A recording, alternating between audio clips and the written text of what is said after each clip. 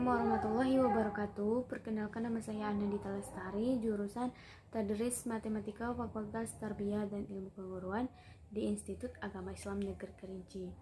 Baik, pada video kali ini saya memenuhi tugas filsafat pendidikan untuk memenuhi tugas ujian tengah semester, yaitu merangkum 5 materi. Materi pertama yaitu pengertian filsafat pendidikan dan cakupannya.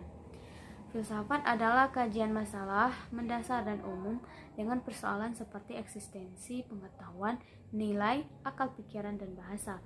Pendidikan adalah pembelajaran pengetahuan, keterampilan dengan kebiasaan sekelompok orang yang diatur dari satu generasi ke generasi berikutnya dengan melalui pengajaran, pelatihan, atau penelitian. Filsafat pendidikan ini mengkaji pandangan mendasar dan menyeluruh yang menjadi acuan pemikiran dan pelaksanaan pendidikan.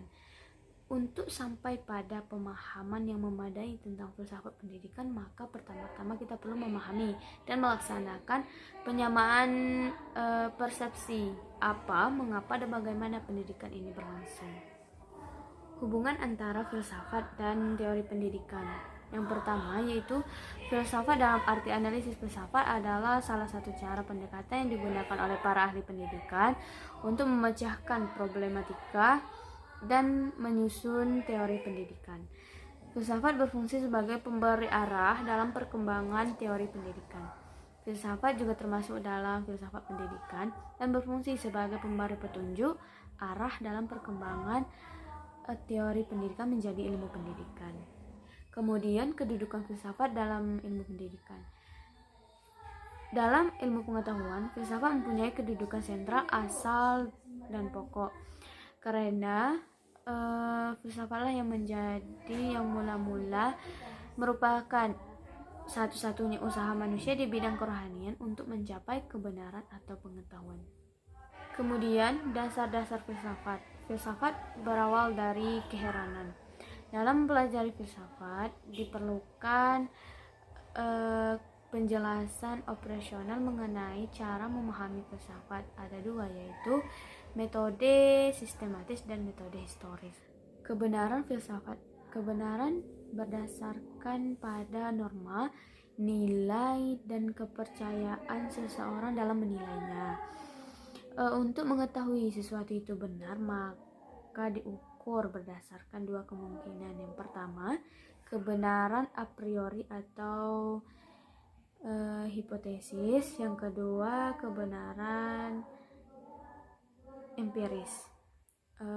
Manfaat filsafat dapat memikirkan masalah secara mendalam dan kritis, membentuk argumen dalam bentuk lisan maupun tulisan secara sistematis dan kritis, dan dapat mengkomunikasikan ide secara efektif dan mampu berpikir logis. Materi selanjutnya adalah kurikulum dalam tinjauan filsafat. Kurikulum merupakan acuan mata pelajaran yang harus dilalui oleh anak didik dan pendidik dengan tujuan yang ingin dicapainya, yaitu untuk mengembangkan pengetahuan dan keterampilan. Pendidikan juga mengalami persoalan-persoalan yang tidak mungkin terjawab oleh analisa ilmiah semata-mata, tetapi juga memerlukan analisa berpikir secara mendalam, yaitu analisa filsafat. Pengembangan kurikulum adalah suatu proses atau alat yang menjadi alat dalam proses belajar mengajar dan dapat menghasilkan pembelajaran yang berlangsung secara baik. Materi selanjutnya yaitu behaviorisme dan konstruktivisme. Behaviorisme atau disebut aliran perilaku. Aliran ini menyatakan bahwa belajar itu dapat merubah perilaku, tingkah laku. Filsafat behaviorisme dalam pembelajaran mempunyai pengaruh permanen dalam memahami mengenai perilaku, pengetahuan, keterampilan berpikir yang didapat dari pengalaman. Kemudian konstruktivisme artinya bersifat membangun dalam konteks filsafat pendidikan. Konstruktivisme adalah upaya dalam membangun tata susunan hidup berbudaya modern. Filsafat konstruktivisme ini juga merupakan dalam pengetahuan yang beranggapan bahwa pengetahuan adalah hasil dari konstruksi manusia itu sendiri.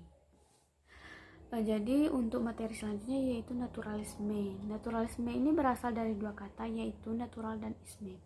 Natural artinya alami, isme artinya paham. Jadi naturalisme atau paham alami adalah manusia yang lahir di dunia ini dengan mempunyai kecenderungan atau pembawaan yang baik, dan tak satu orang pun yang lahir di dunia ini dengan pembawaan yang buruk. Naturalisme dalam pembelajaran mengajarkan bahwa guru yang paling alami untuk seorang anak adalah kedua orang tuanya.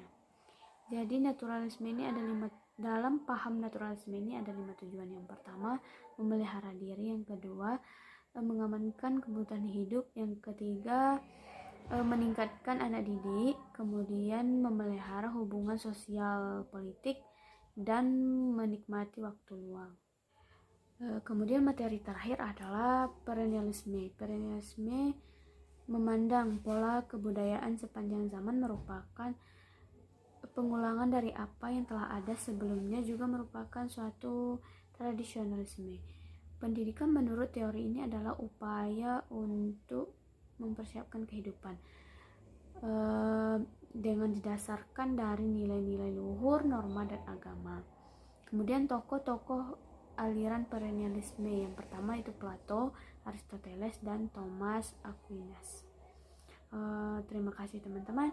Saya akhiri dengan wassalamualaikum warahmatullahi wabarakatuh.